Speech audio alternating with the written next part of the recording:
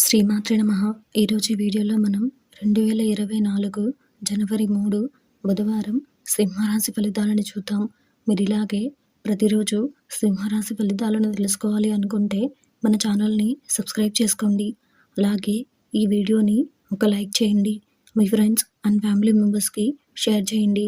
ఇంకా విషయంలోకి వెళ్తే జనవరి 3 బుధవారం సింహరాశి వారికి సంబంధించి విలువైన గృహోపకరణాలు బహుమతులుగా పొందుతారు. నూతన కార్యక్రమాలకు శ్రీకారం చుడతారు. వ్యాపారాలు, ఉద్యోగాలలో నూతనోత్సాహంతో ముందుకు సాగుతారు. సోదరుల నుండి శుభవార్తలు అందుతాయి.